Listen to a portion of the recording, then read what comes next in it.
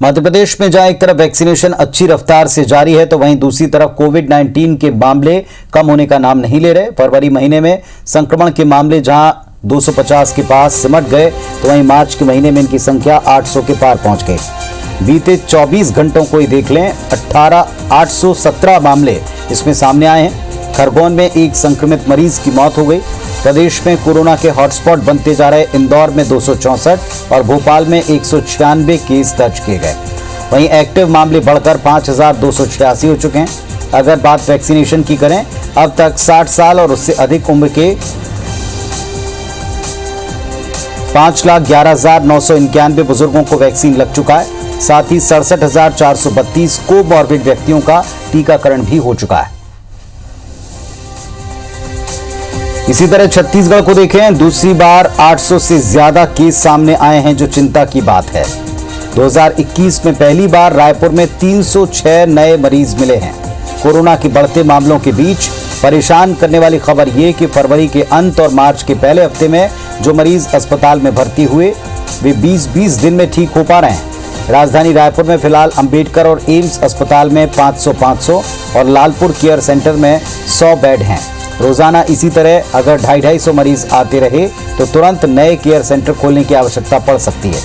रायपुर में अभी एक्टिव मरीजों की संख्या तकरीबन 1100 है। एक मरीज को ठीक होने में अगर 20-21 दिन लगते हैं तो ऐसे में अस्पतालों को एक बार फिर मरीजों की संख्या के हिसाब से फुल बेड आरक्षित करने पड़ेंगे। फिलहाल अस्पतालों ने जो अस्थायी तरीका निकाला वो ये कि रायपुर के अस्पतालों से ऐसे मरीज जिनकी हालत गंभीर नहीं, उन्हें छुट्टी दी जा रही है। राजधानी में पिछले 3 दिन में 658 मरीज डिस्चार्ज कर दिए गए हैं। और हमारे दो सहयोगी अपडेट देने के लिए इस वक्त हमारे साथ में जुड़ रहे हैं। विनय हमारे साथ जुड़ गए हैं रायपुर से और नीलम जुड़ी भोपाल से। पहले विनय के पास चलते हैं। विनय, क्या स्थिति है? बेड को लेकर के भी एक चैलेंज सामने आ रहा है प्रशासन और स्वास्थ्य विभाग के सामने।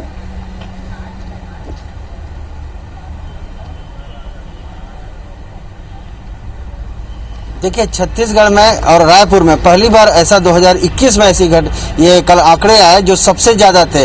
हालांकि 11 जनवरी को 553 मरीज आए थे, लेकिन कल 556 नए कोरोना के संक्रमित मरीज आए हैं।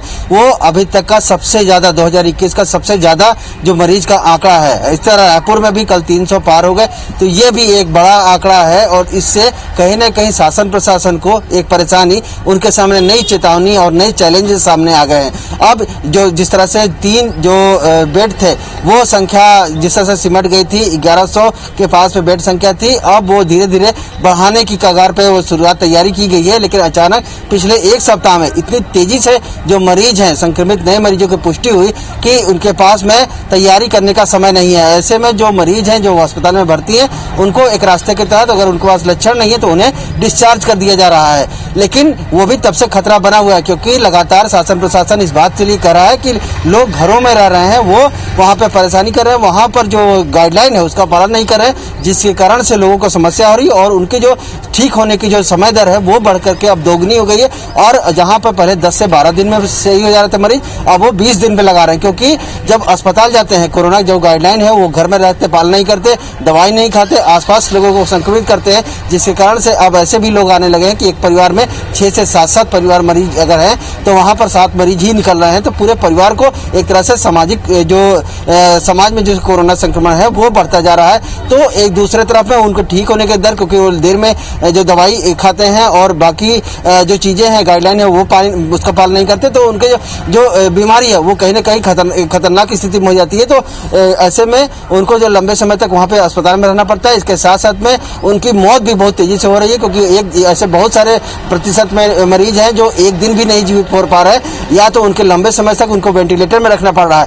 तो इससे लेकर के शासन प्रशासन बार बार जो लोगों से निवेदन कर रहा है, लेकिन जो सार्वजनिक आयोजन है, जो सड़क पे लोग चल रहे हैं, उस पे वहाँ पर लोग पालन नहीं कर रहे हैं। एक बात और IMA ने कर उठाई है कि जिस तरह से जो मोटर व्हीकल एक्ट के तहत जो लोग वाहन से जा रहे हैं उन पे मास्क का जो चलानी कार्रवाई की जा रही है, लेकिन जो पैदल यात्री हैं उन पे शासन प्रशासन ध्यान नहीं दे रहा है। वो एक बड़ा इशू है शासन प्रशासन के लिए सामने आके जो एक समस्या खड़ी हो सकता है कि लोग जो पैदल जा रहे हैं उनके ऊपर किसी तरह का चालानी कार्रवाई नहीं की जा रही है, क्योंकि उनके तरफ से कोई प्रावधान अभी तक जो शासन प्रशासन की तरफ से वो नहीं किया गया है। तो ये तमाम चीजें हैं जो समस्या पैदा कर रहे हैं। बेड की समस्या भी हो रही है, हालांकि ऐसा बताया जा रहा है कि जल्दी से जल्दी और बेड जो तैयार किए जाएंगे और वहां पर लोगों को रखा जाएगा। लेकिन फिलहाल जो पिछले 2-3 दिनों में इस तरह से खतरनाक जो स्थिति और जो कोरोना के जो तेजी से आंकड़े आए हैं मरीजों के, तो वो कहीं न कहीं चिंताजनक है और शासन प्रशासन इसको लेकर के परेशान है।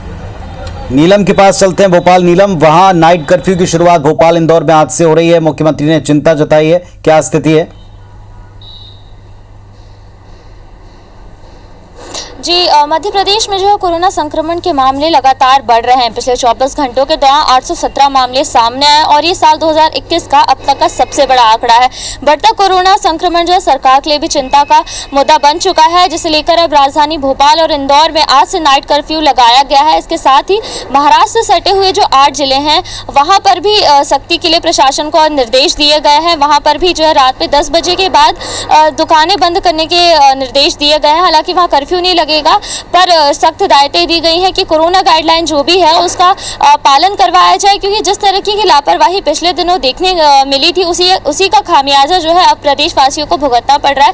लगातार संक्रमण के मामले बढ़ रहे हैं और साथ ही जो है अब स्वास्थ्य विभाग के लिए भी चिंता जो है बढ़ रही है, क्योंकि लगातार जो व्यवस्थाएं कम कर दी गई थी कोरोना संक्रमण के मामले जब कम हुए थे, तो अब उन्हें बढ़ाना भी फिर से जो एक सवाल पैदा कर रहा है कि किस तरीके से जो स्वास्थ्य महकमा है अपनी व्यवस्थाओं को फिर से बढ़ाता है। क्योंकि टेस्टिंग जो है पहले साल 2020 में जो टेस्टिंग की क्षमता थी वो 26,000 तक कर दी गई थी, पर जब साल 2021 में मामले कम हुए तो जो क्षमता है टेस्टिंग की उसको भी 15,000 के आसपास कम कर दिया गया था।